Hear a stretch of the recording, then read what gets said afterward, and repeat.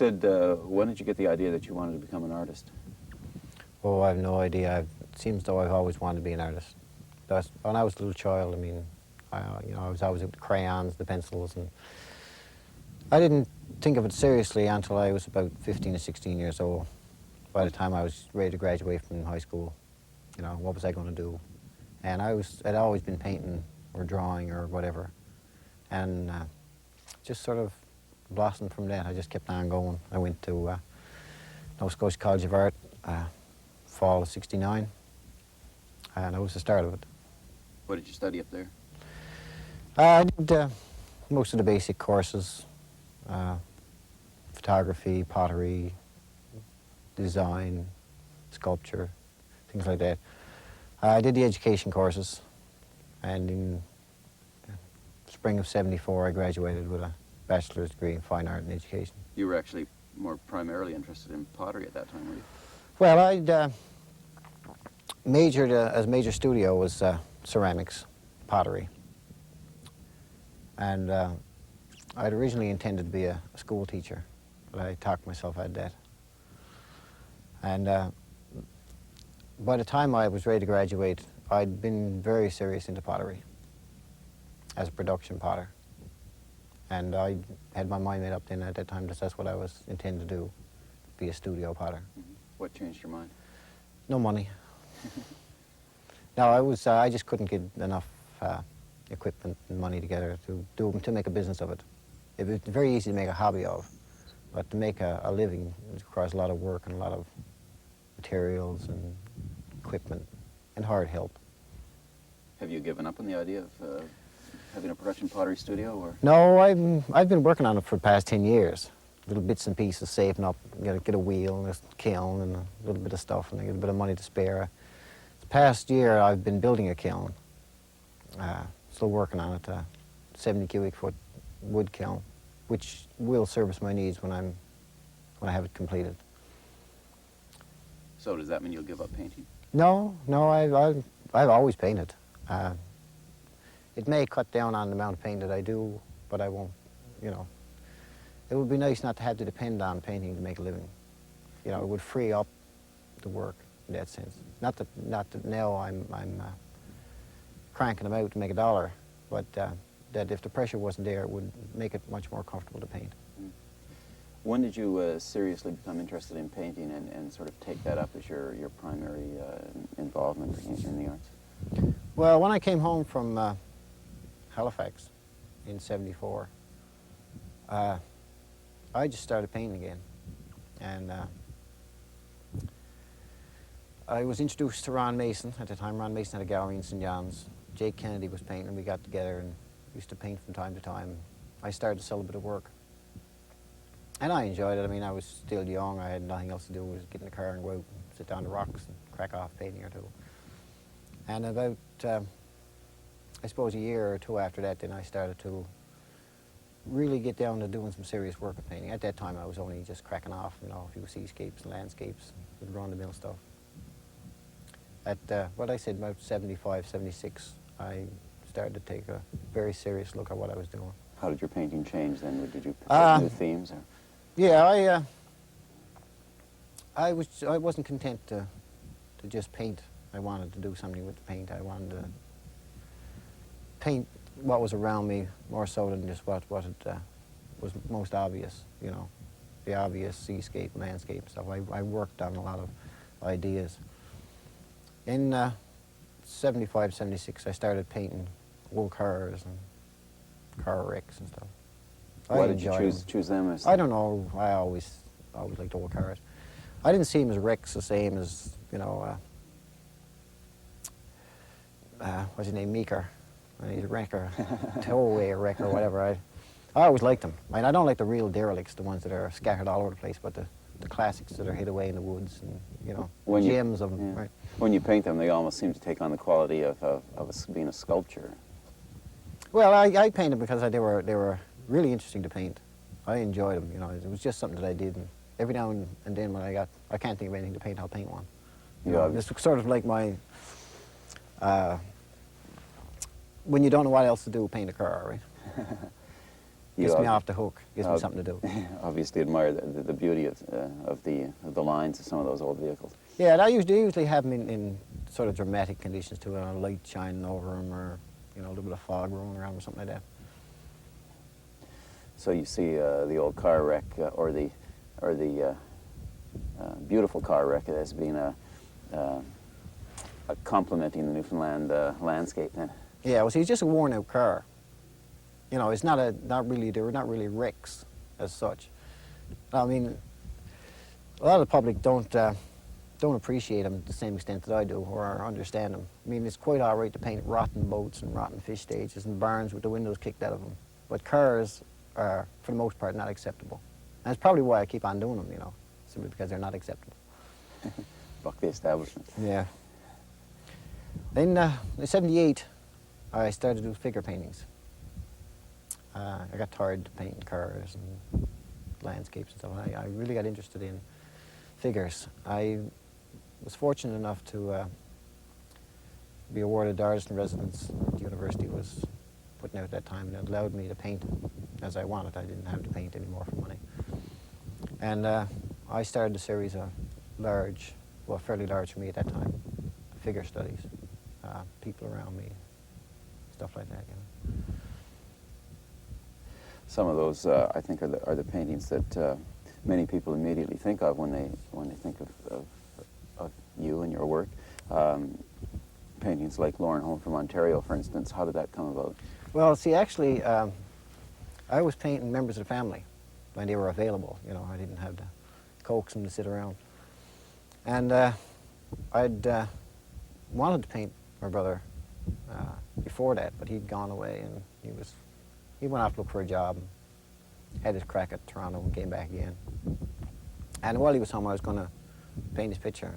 It just sort of worked out that it really only started out as a picture of my brother, but as it went on, I knew I was getting a real interesting piece, so I really worked on it, worked it up. And people, they saw everything into it. There's the plight of Newfoundland and the misery of drinking, and you wouldn't believe the things that people have associated with the painting. And it only started out to be a portrait of my brother, and it still is to me. That's all it is. Other than it worked really well for me, as a painting. How did you do that? Did you have him pose for you actually in the car as? Yeah, he posed in the car. The background was from somewhere else. It wasn't part of the original setting. The picture was done against the door. I didn't go down on the hills and paint it, but the background hills were more appropriate for the piece. It's just that I took a few photographs and a few sketches and stuff and worked on it, sort of composed it more or less, put it all together. A number of your paintings like that do seem to have a strong kind of social commentary. I'm thinking of babysitting, for instance, while the missus is getting her stamps. Yeah, well, they were. I'm a natural storyteller, Sometimes stories are only little stories, and some more times they're bigger stories, but I have to say something in them. Like I said, sometimes they're very subtle, more times they're really blunt. Like babysitting was blunt. It just came right out. Whereas Lauren was sort of a subtle thing between me and him. I knocked off the figure studies about 1979, 1980. I got tired. They got to be a burden. How do you mean? They were, I don't know, I could say what kind of a burden they were. They just got to be an awful torment to do if they kept getting more and more like babysitting, more of a comment than a painting. And I just knocked off. I just finished, I just stopped. I will go back again one of these days. I still have some things I want to do with them, but I don't want them to get that complicated again. There's the painting of the man lying on the daybed that seems like you're very close to completing. Well, that piece was one of the reasons why the rest of them aren't finished. It just got to the point where I could no longer make up my mind what I wanted to do with it. The initial idea is completed, but when I got to finishing the window and the weather and conditions outside, I could Really couldn't decide what to do with it. And I was deciding for months and months and months and just never completed it. I guess how you finish the window would be quite critical as to what the picture would finally say. Yeah, well, see, it would make a lot of difference. I mean, if it was winter outside and the old man lying on the couch, it would have a lot of difference between that and, say, it was in summer. You know, why was he lying on the couch in the middle of the broad daylight in summer? Or, you know, if it was winter, it might be okay, it might not be fishing. Or all of those little things that build up in a piece, you know. Because, you know, why would anyone want to paint, or why would anyone rather paint a piece without making the total statement, in the sense of, you know, the weather outside is important to why this man is inside. Mm-hmm. You know, it's not a thing that you could just let go over easily.